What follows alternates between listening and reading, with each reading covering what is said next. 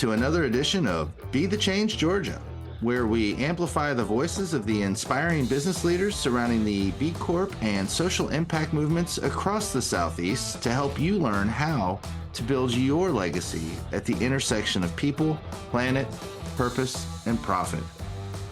Today, there are more than 8,000 B Corps in over 80 countries and 180 different industries, unified by one common goal: transforming the global economy to benefit all people, communities, and the planet. If you want to learn how to plug into our purpose-driven business community alongside the inspiring leaders we feature on this show, check us out at belocalgeorgia.com or on Instagram or Facebook at belocalgeorgia, and we'll hope to meet you at our next event. Today, you'll have the opportunity to learn from Dr. Sundar Bharadwaj, the Coca-Cola Chair of Marketing at the University of Georgia's Terry College of Business. Dr. Bharadwaj is a world-renowned researcher and the author of the book Good Growth, which provides a roadmap for firms to win in the marketplace by leading with purpose. He also happens to be a former professor of mine, and his marketing class was a pivotal moment in my own journey towards understanding how businesses can be a force for good and where the ROI is. This conversation is a masterclass on how to move social impact from a side event to a core driver of business growth and financial returns. In this episode, we discuss the lessons Dr. Bharadwaj learned watching the incredible success of the Amul dairy cooperative in India, how brands like Lemonade and Vaseline use social impact to disrupt entire industries, and the framework for getting CFOs to buy into purpose-driven initiatives. Stay tuned to learn how to turn your mission into your greatest competitive advantage, and while your CFO might even sign off on it. Enjoy the episode. Today's episode of Be the Change Georgia is brought to you by Rataza. Rataza is a B Corp and social enterprise striving to make local food more accessible and affordable while directly supporting our community's farmers, reconnecting consumers to their food, and feeding families struggling with food insecurity. Learn more at rataza.com. Dr. Sundar Bharadwaj, how are you doing? Welcome to the show. A pleasure to be here. Great to talk to you, Nathan. Yeah, it's always weird. I don't know, I'm never nervous, but I'm like interviewing one of your old professors. It's like it's like a Mr. Miyagi moment or something though, too, where I feel like so much of what I've done in the social impact space comes back to things I learned in your marketing class. And the sad part, to make us both feel old, was that was 10 years ago this fall. Or no, it was 10 years ago last fall. Oh, God. It's wonderful to see all the great things you've done over time, Nathan. So it's really put into practice. It's such a joy to see this. Well, I had a moment the other day. I guest lectured in the Grady College of Journalism, and I was walking through campus, and there were tours going on, and I realized that my freshman year was 25 years ago, and that was a very humbling moment. So, but it's good. It's fun, and it's fun to live in Athens and be able to stay in touch with some of your old professors. And well, I guess technically now I'm part-time faculty. So yeah, you certainly are, and an impactful faculty at that. So terrific. I try. Well, one of the things I obviously want to talk about the new book, but the thing I think is really powerful for our listeners is this podcast is for social, Be Local Georgia. So it's very B Corp focused, but also just social enterprise, social impact companies. But you're starting to make this case that I've been screaming from the mountaintops for a really long time, that these things are good for business. Yeah. And that's what the book tackles. And so I want to unpack that. I want to unpack some of your story, how you got into this, the dairy cooperative and some of these things, but some of these lessons that you've taken out to the marketplace, but that now that you're sharing with businesses on first of all, that it's okay to talk about ROI. Yep. We can do good and do well at the same time. That's fine. But also how to leverage these things for brand differentiation and competitive advantage in the marketplace, and how the best brands know this to their heart and have taken advantage of it. Absolutely. So, well, let's start in the dairy cooperative. Where did your journey to this begin? How did you get interested in this type of research? Because the marketing PhD, you can take a million routes of things that you want to focus on. When did social impact being a competitive advantage become I think I really want to go down this rabbit hole? Absolutely. So, there's a long story. A long time ago, I finished an undergrad And then back in the day in India, you could go get an MBA right out. You didn't have to work for a few years. That requirement wasn't there. And so most of the good business schools in India people would just go straight out of undergrad.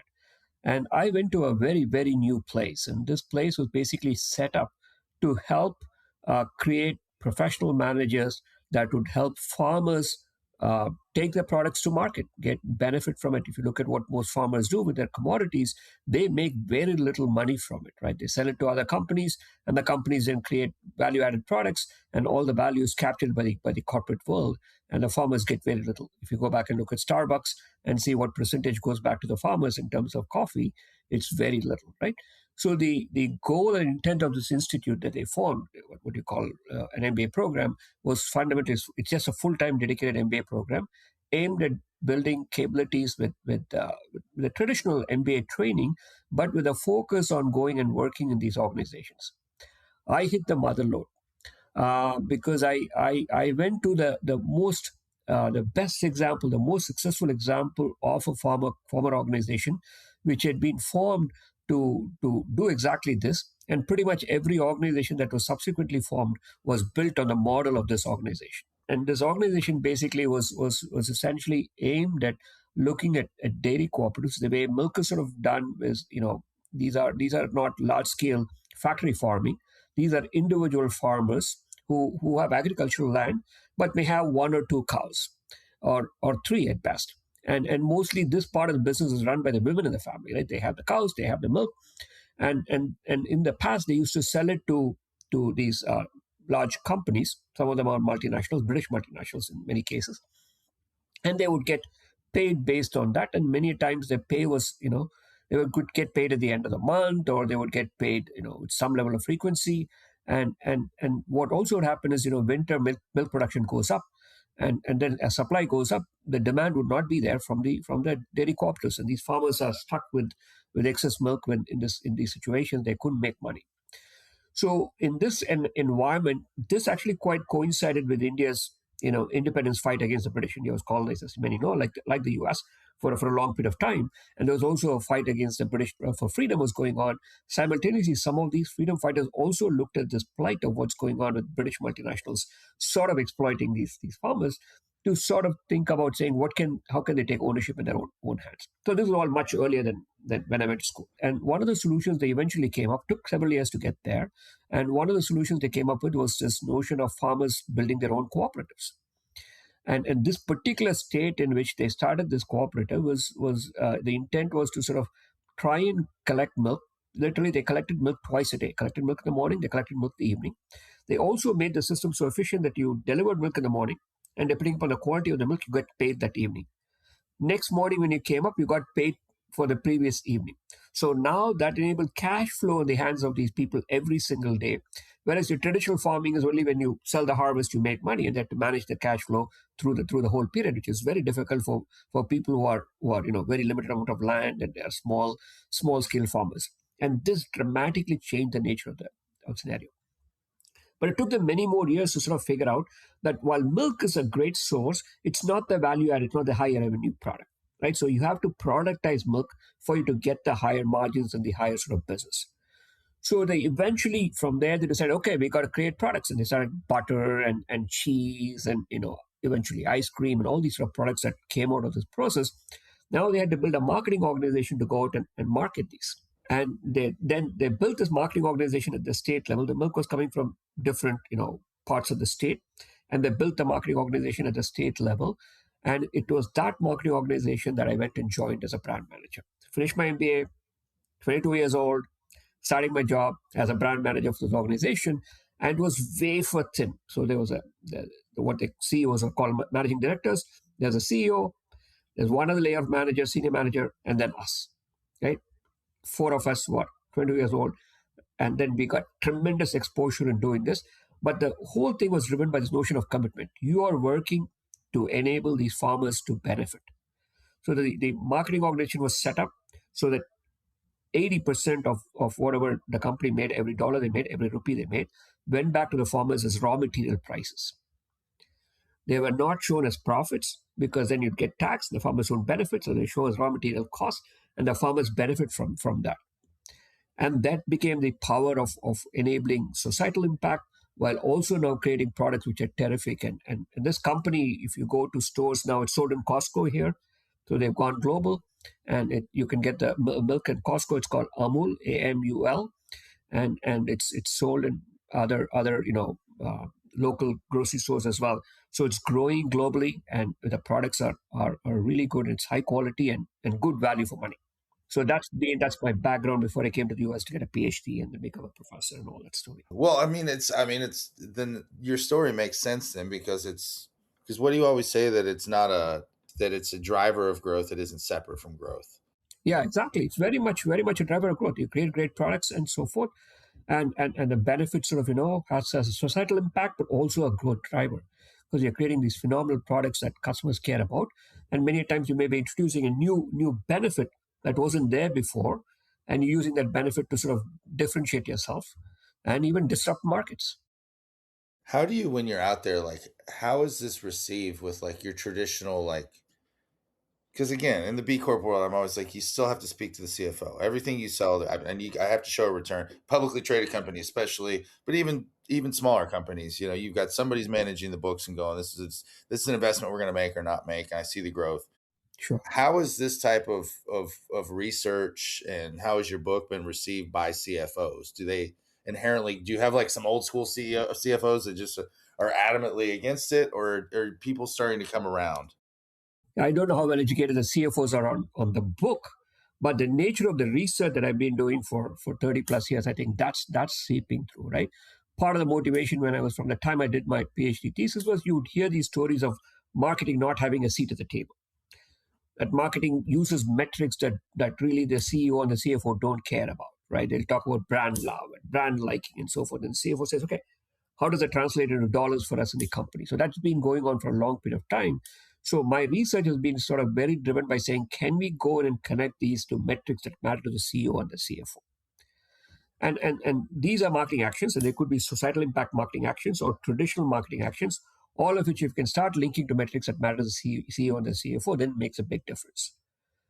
So the other part of the equation is many a times, and you've seen this as well, when you talk to companies, you know, we are not the first one to talk about this societal issues, right? People have talked about CSR, people have talked about cause-related marketing, people have talked about ESG, so or shared value that Porter and so forth have done.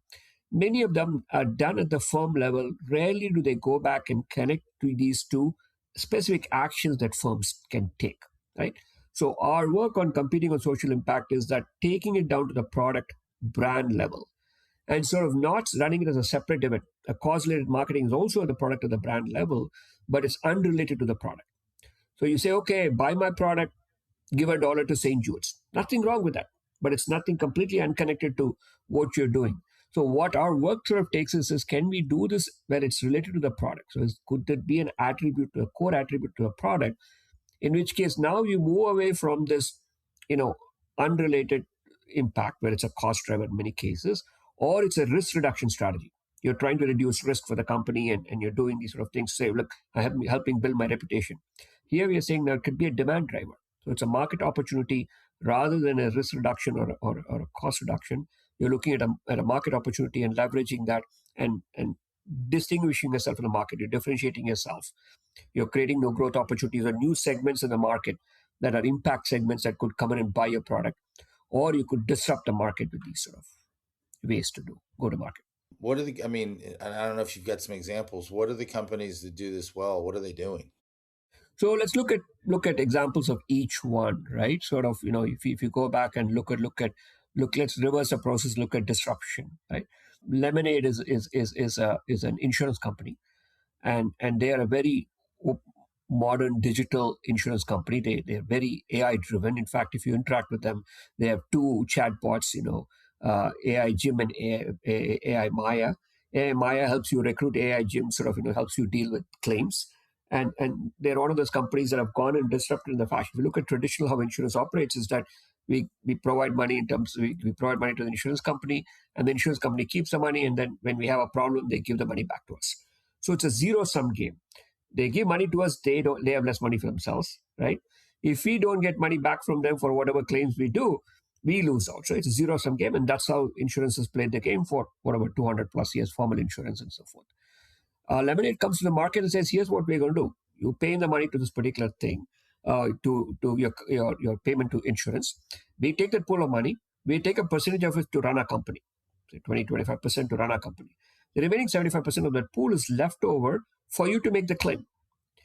And any money that you don't claim can go to a charity of your choice." And so, which means that, if you're in the old model, in order for me to get my claim paid, I might inflate my claim because I know they'll anyway keep it short. They won't give me 100% of my claims. So I tend to inflate my claims, right? There's some possibility of me inflating my claims. On the firm side, their choices, the customers are going to inflate the claim, they immediately will cut it short, right? Even by default, even when the customer hasn't inflated the claim. That's the world it operates. Here in this world of this money available for me to make my claim, I don't need to inflate my claim. The money's all there.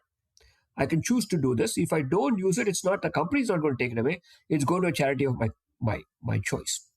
So given that that changes the dynamic of the game, it's disrupted the market. They're one of the fastest growing insurance companies that are there right now, thanks to this sort of disruption they're doing. Right?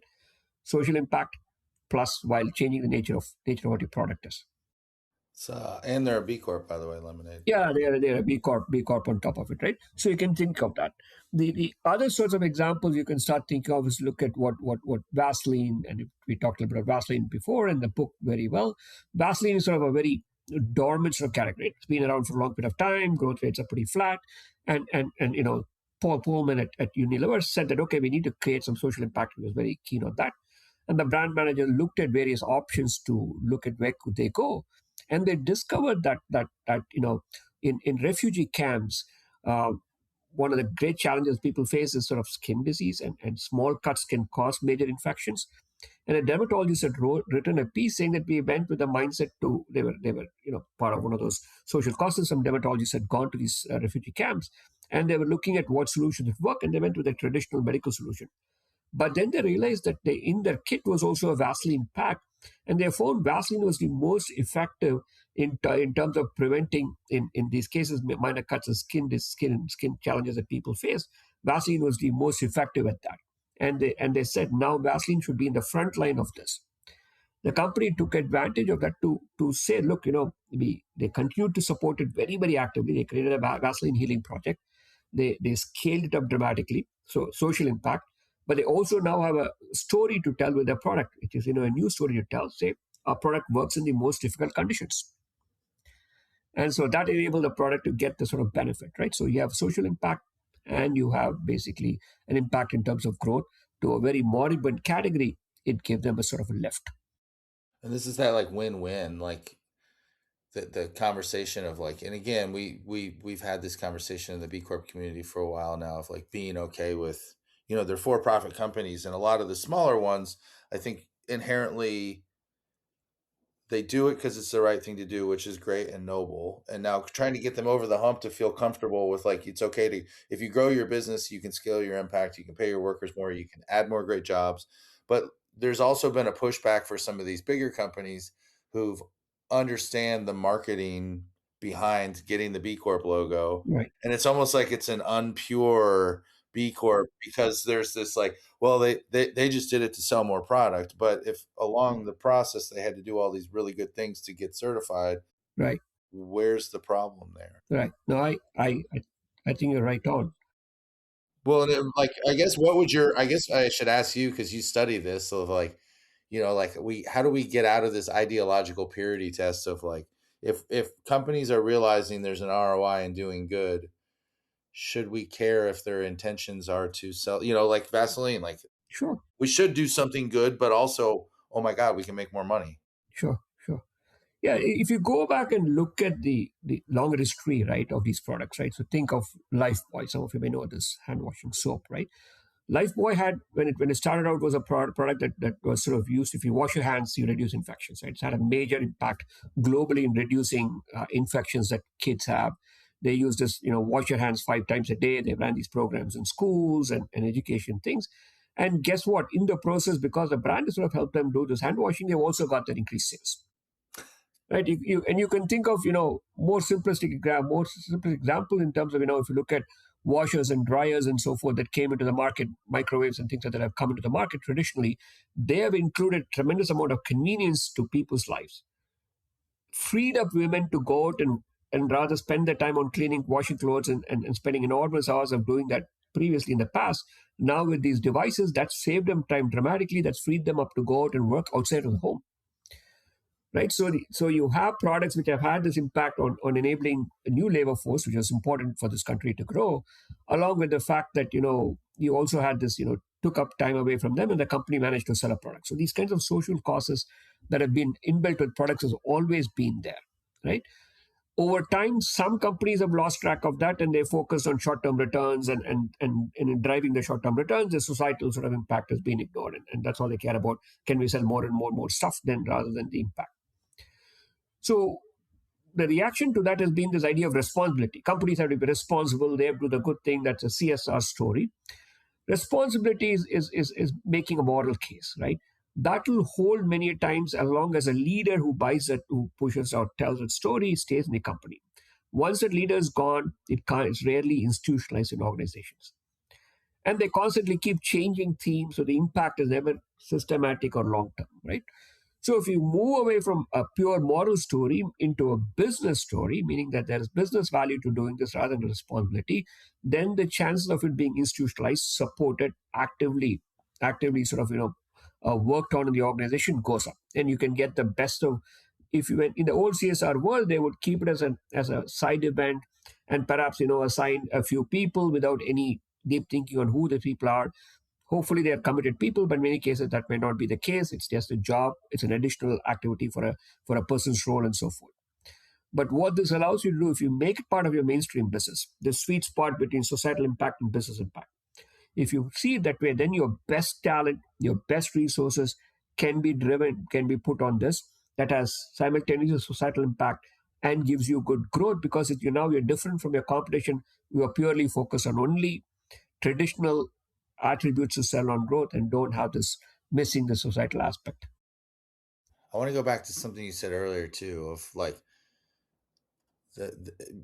being in the C suite and like the marketing team not getting a seat at the table. Like I think like your research has demonstrated the ROI on this. Well, yours and other academics. Right. Let's say like a lot of the companies I work with, let's say they're in the 250 employee range. It's a lot harder to quantify that ROI. Like, how do you make the case if you're a mid-sized company or an SMB that this is like where again it's hard to how do I correlate our social like where it's like tracking those conversions or tracking that lead funnel, like was it because they saw us on the side of the road picking up trash or whatever the example is. Yeah. No, but I think the only way I think companies can justify this if they are small, any even large company, is to start run some small experiments. Right? Even at a small level, they have to come in and do it in small scale. Run the experiment to say, suppose we did period of time. Say, for example, they're doing some social impact issue. You got to find like a very experimental mindset to say we run a period of time where we know we do business as usual, and here's what we're doing. Run a period of time which are identical, but run with the social impact. See if there's a differential impact, and that would tell them that here's the incremental impact of taking this action and then use that to motivate and argue, make the business case for why this is a good idea for the company. But do it small. It's very hard to change the whole organization and scale, especially given you're a small organization. You're taking a chance, you're taking a risk, and it could be disruptive. So if you do it in small scale and then build the capabilities around that and then leverage it across the organization, you have a much better chance of being successful. Yeah. Also, there's plenty of researchers out there that love access to data. So Absolutely. So you can work with researchers. We tell them come back and work with us and do research. if you want help isolating variables and things like that, there's people that love to do that. Very much so. Passionate about it. What advice? Because I mean, this is honestly like, and again, I can only thank you because whenever it was right around the time I graduated and I was going to work and I'd worked on a B Corp project, and I remember you had a Harvard Business Review article about social impact being good for business, and the one thing that always stuck out to me was bring it back to the brand. So one of the first things I did when I was at Advic was like change our philanthropic activities to support technology based nonprofit. So we supported bringing more diversity into the technology field, which was something that we realized we couldn't do much about our own hiring pool if we didn't do something about that. Absolutely. But it reminded people what we did. So if you're working with, and now I get to do that with clients. So if you were advising some, I don't know, 100, 150 employee company, and we can make up a fake industry, or not a fake industry, we can make up a fake company, but what would your advice be for them as they try to figure out how to shift this? And I always say this: shift the mindset from we know we need to do something and it's kind of like a necessary evil, and we do 1% of revenue to something, and it's on the, we basically, it's a line item on the L of the P&L. What would you say to somebody about shifting that, is to look at it more of a as an investment in the P side?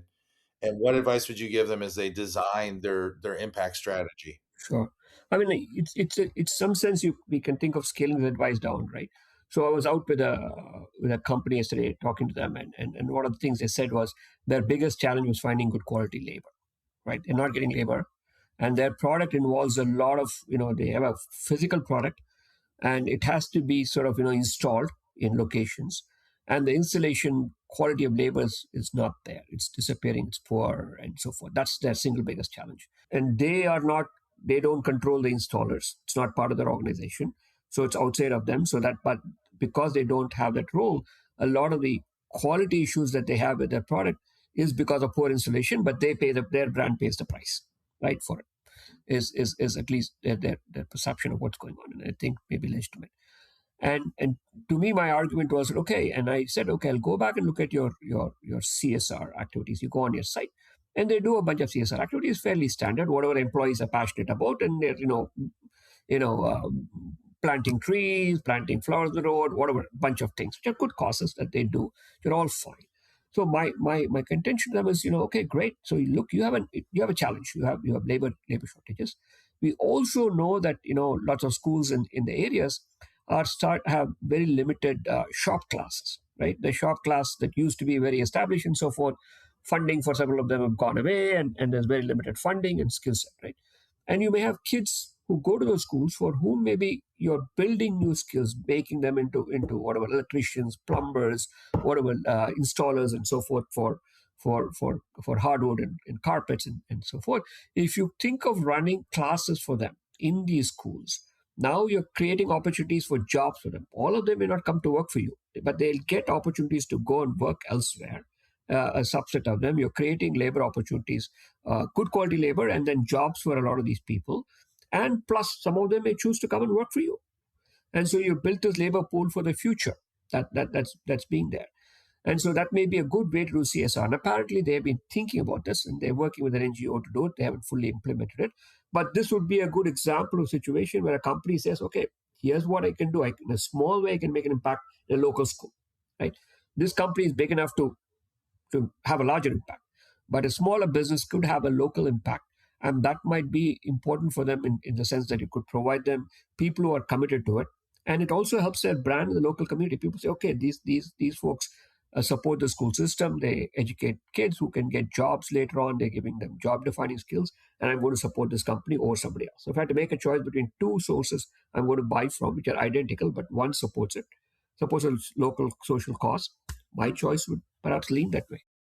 Yeah, no, and I think, and everybody, in the traditional like Friedman economic sense, it was like, well, that's going to take money out of labor. But it's like, but in reality, it it it can only help. And if you can tie that storytelling back to what it is you do, I'm working with a restaurant right now. I'll tell you after they certify, but one of the, and they saw me picking up trash all the time on LinkedIn, and they were like, "Oh, Nathan loves to pick up trash," and so their idea was like, "Well, let's adopt a highway." And I'm like, I mean, that's a very cheap, or a very free billboard that's very small. And like, I'm like, hey man, if you want to pick up trash, I'm always happy. I got grabbers in the trunk, I got bags, let's go. But what if, and there's another B Corp that does they rescue produce. There's another B Corp that delivers uneaten food to food banks and people in need. And I'm like, okay, and now I have a restaurant. So what if we can get the three of y'all to collaborate on this? Yeah. Collaborate, and it's three small businesses, but I'm like, that story on Instagram, we collaborate on the reels, we'll get local media out, And now everybody goes, huh, I haven't eaten there in a while, or we've been meaning to try that restaurant. And they Sure. were just like, I'm like, yeah, but it reminds people exactly what it is they either love about you or why they've wanted to try you. Absolutely. Again, picking up trash, that's great. And people are going to drive by and see that restaurant's name on the board a million times. We can do that. But how do you find that sweet spot of where you're good in because then too, you can tell, and this might be my final question to you, I think, to get people off this is, how do you help that CMO? Because I've run into this a lot. I ran into it with a company in Athens. We don't like to talk about the good we're doing because it seems like we're bragging. But if it's such a natural fit to your brand, Yeah. it's an easier story tell. Yeah. So how do you tell that CMO to like bake this in a way that you have to walk that line between being like, aren't we the best company ever? And like, here's us doing good, spotlight away from us, reflecting back to us. Yeah. I think in many cases, I think it's interesting that the consumers themselves will do that storytelling for you. Right. So if you do the right thing, continue the right thing, your audience of various sorts, maybe consumers, maybe your other stakeholders, they will go out and help you build your own brand, and it becomes part of the brand. So it could very well be that you don't have to go say, we are doing this, we are doing, get the bugles and get everything out to scream about these things, right? So when you're bringing a new attribute in, for example, an attribute that creates value for customers, there's going to be conversation about it among consumers themselves, and that conversation among consumers has more power than the company telling that story, right, in terms of influencing. So it's just a quality of the work they do. It's if they're doing it sort of like a social washing, then it's going to get this question of, are you authentic, are you real, do you have core integrity in what you're doing? All those questions come into play. But if you're doing it legitimately, if you're doing it with serious effort and so forth, it becomes visible, and the consumers will do the storytelling for you. That's awesome, man. I sit here, I don't even know if I just recorded a podcast or if I just picked your brain for 30 minutes. This has been so much fun. I could go on for hours. Questions have been so really cool questions, Nathan. So it's been fun. Well, I mean, again, too, like, I mean, I interview a lot of cool people, but like for me, like getting to interview somebody who's been like so much of my work is predicated on what you've written and taught and what I learned in your class. Thank you. It's kind of it's like where I'm like, I don't even know what the questions I was supposed to ask were. This is just more me like, okay. You're doing in the real world, so that deserves a very special credit. Well, and it's fun too, because again, a lot of the research is based on these big multinationals. And so for me, like, how do I translate this as I work with, the 50 employee accounting firm? But again, same thing. What do they struggle with? And a little bit of reason why we look at these large organizations, Nathan, is simply because you can do a startup which doesn't have a baggage with a social impact much easier.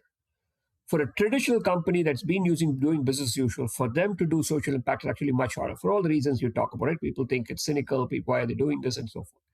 So a lot of my research is saying, how do we get a traditional company that's doing really well to also do this? Because then they have the scale, the impact is likely to be larger. So that's where a lot of my work is there. I do have look at some of these smaller companies, but I do this because that's where the big impact is likely to be if they do it well. Well, and like I always tell small companies too, I'm like, look, when you saw like the Nespressos of the world, Lemonade, some of these publicly traded companies, when you saw them, or giant subsidiaries of huge multinationals, when you saw them pursue B Corp certification, to me, it was that mile marker that we had made the business case. Like that was a widespread business case of these Danone, and originally I think the shareholders ran what's his name, Faber, out. And then but then like the stock prices just kept doing this, where it's like, okay, like the business case is kind of like, we kind of internally in the B Corp community, like there was a little bit of like repulsion towards some of these big multinationals because they're the big bad corporate. But I'm like, hey, when they're doing it, we don't have to make the business case anymore, because they're not doing anything unless there's a business case for this. Right, right. I mean, there are clearly risks to this, right? One is this authenticity problem. The other one is, when metrics start driving outcomes, right? Some of the ESG issues that we are reading about now has been a fact that companies have these metrics, and they state the metrics but don't particularly follow through. Or these metrics have been, we don't know how the metrics have been calculated. So all of these challenges sort of emerge from this. And so there's some level of cynicism in the marketplace about what these companies are trying to do. And in some sense, that's why doing the brand level, aimed at consumers who take that action. Very broadly, my framework on this is, there are three frames to look at any societal problem. One frame is, you can take what's called a C frame, where you ask the consumers to change their behaviors. Let's take an environmental issue, right? So you go back and ask the consumer to change. Okay, you should recycle, you should reuse. All of that is that drive. A second is when you can do it with what's called what I call an S frame, which is the regulations and laws. You can change the regulations and laws that forces companies to do it. The third, which is the F frame, which is the firms. When can firms make a change in their behavior, right? In terms of the actions they take. We know that it's not either or. It's all hands on the deck to solve an environmental issue or environmental problem that we face with. Consumers have to do their part, system regulations need to do their part, and firms need to do their part. Many times consumers doing their part, the impact is not going to be there because they require for example, if I have to recycle, then I have to have a good recycling program that I need to work with, or all of which means the ecosystem needs to get built. The ecosystem either needs to get built with a system or by firms to enable recycling to happen, right? So it's not either or. And so because I'm a business school professor, I believe it's really important that firms take action, right? Because they have the scale, they have the ability to do it. So I emphasize what should firms do, and that's where the story of leveraging the brand, which gives us a business value along with a societal impact. So I'm focusing there in my work. And then starting to see some of these offshoots of like, things like composting. Like one of the B Corps, well, they're technically in Raleigh, but I count them because they started in Atlanta. But Compost Now, where you're like, they've figured out the market to bring composting to home. Like, so they're figuring out how to make money doing these social enterprises. The leftover, like Gooder, the one company I referenced earlier, they got all this, figured out what do we do with the food from the Georgia World Congress Center and Hartsfield Jackson. And there's people that need food. There's leftover food going in the trash. How do we fix this? And there's companies that have found like these innovative business models, and thankfully they form them as for profits as well, not as nonprofits. We don't need another. It's like Atlanta being full. We're good. We got enough nonprofits out there. So they've, but it's been fun to watch that part too of like Yeah, the societal need turning into a business opportunity and a market need, and watching companies, and I'd say profit, and everybody goes, oh, but also again, you create amazing jobs, you create purpose for people coming into work, you create bonus pools, you create wage increases, and you can pay living wages, all the beautiful things that come with making money. absolutely.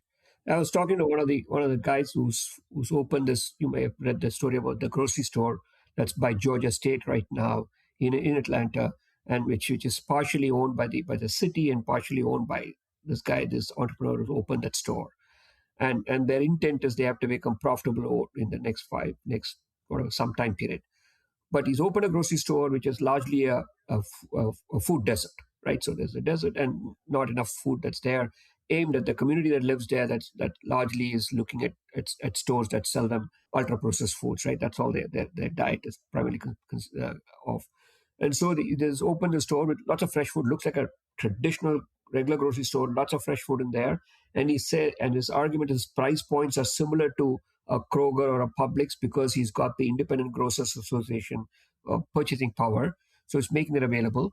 And one of the challenges that's there, and I've read research about this, and he's thinking about this as well. He's got a kitchen as well. So he's saying maybe lots of people who have not bought fresh food on a regular basis for a long period of time have also lost the skills to make it, cook it, and decide how to do it. So and I've been talking to him about saying other ways in which you can use your kitchen to use as a classes, right? Literally get people, not only can you buy the product there, but learn how to cook it in that particular place. So then it becomes a skill that you're building in people, that they can take it back to their homes and do it. So it's some conversation we are starting to happen, but it's the entrepreneurs to his credit that he's thinking about this. Well, and in turn, yeah, you create that skill, which is doing a service in the community, and now you've created a demand for fresh produce because now they want to cook. That's the intent. So awesome. I could go on for hours, but we're out of time. Dr. Sundar Bharadwaj. I get to call you Sundar now. It's always weird where you're like, when do I stop calling you professor, doctor? I had one of my undergrad German professors literally tell me, he's like, please. Yeah, your professor stuck, so same thing, right? So But it's always a pleasure to catch up with you, and it's incredibly fun. We nerd out on this whenever we run into each other, but incredibly fun to actually record one of these conversations and share it with the world. So thanks for coming on, and thanks for leading the way in a lot of this amazing research that's needed for people like me to go out and sell my service and get companies to kind of fall in line and do better and get rewarded in the process. Thank you. I'm a big fan of what you do, so kudos to you.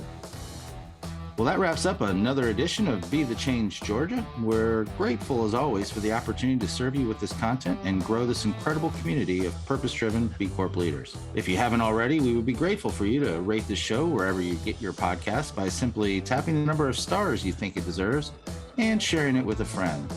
This helps us get the word out and continue to use our collective influence as a force for good. This podcast wouldn't be possible without the help from our production team at Chat with Leaders Media. Learn how you can launch your own podcast to grow your business at chatwithleaders.com. Thanks again for listening, and now go be a leader worth following.